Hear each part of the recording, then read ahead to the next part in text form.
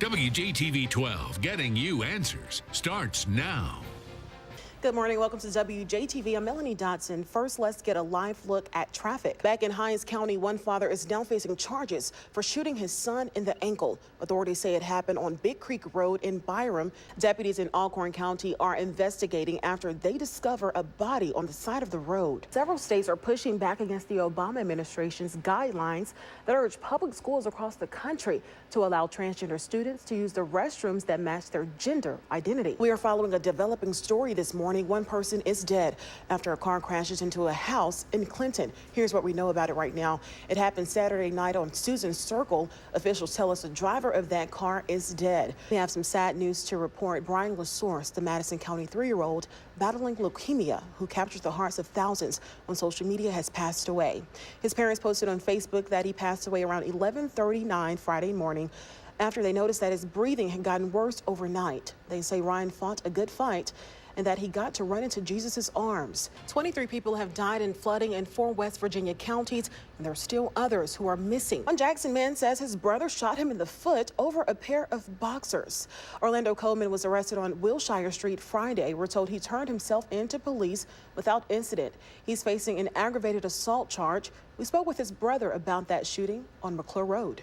Some Democratic lawmakers are calling on Mississippi's Republican governor to call a special legislative session to put more money into mental health services. 62 legislators made the request on Friday. They say some patients who don't receive care could end up in prison. The search continues and the rescue efforts continue this morning for 2 Copiah County men trapped under gravel. Police are investigating after an Amtrak train and a pickup truck collided in California on Friday, killing 3 people. Definitely going to take advantage of this. I'm sure we'll see beautiful flowers blossoming. That's true. Got to look at the positives. Right. Trying to. And speaking of birds, take a look at this. A weather cam on the Santa Monica, California pier captured this man covered in pigeons. We're told the man pulled seeds from his bag and put them on his cap as birds came in to eat. He also fed them from his hands as people stood by in disbelief. Wow. Well, Southern Miss is on pace for another conference series win after taking down Louisiana Tech. We have highlights after the break. Thanks for joining us. Ole Miss pulls off a win against Kentucky. TJ Weary shows us how the team did it in this morning's sports. Well, coming up, one Missouri girl is putting the fit in fitness by setting a new record. We'll tell you how when WJTV This Morning returns. There's a 10-year-old girl in Missouri that knows a thing or two about fitness. In fact, she just set a fitness record you won't believe. The world is mourning the death of boxing icon and humanitarian Muhammad Ali. This weekend, several events will honor officers killed in the line of duty. One of the officers is from Mounds, Illinois. This one hasn't worn the badge in a long, long time. Jackson Mayor Tony Yarber tells us he's running in next year's mayoral race just weeks after 2 men announced their candidacy to take position. When asked about his challengers in the race, Mayor Yarber said they have no idea what this job entails. Last month, on the steps of Jackson City Hall, Chokwe Antar Lumumba, the son of late Mayor Chokwe Lumumba, announced his candidacy for mayor. And Hinds County District 1 Supervisor Robert Graham is also throwing in his hat for a race for mayor.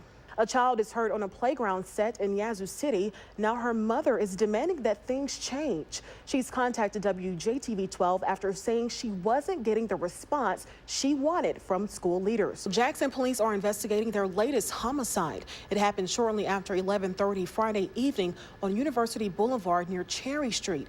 Police say 4 men in a maroon car opened fire on a Lexus SUV.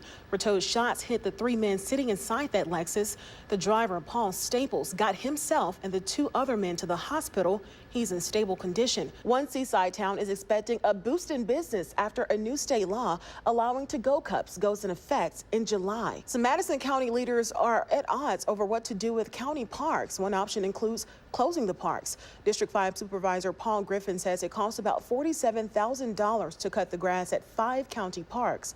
The most expensive is Rogers Park, just outside of Canton, at $22,000 a year. The county currently has 2 employees that cut the grass. Griffin says it's approximately the same cost to the county as hiring a private company, but he says the benefits of the park outweigh the cost. If you were at the res Saturday, you may have seen some people jumping out of helicopters. Well, it was all part of a military training exercise. 75 military members jumped from helicopters into the water.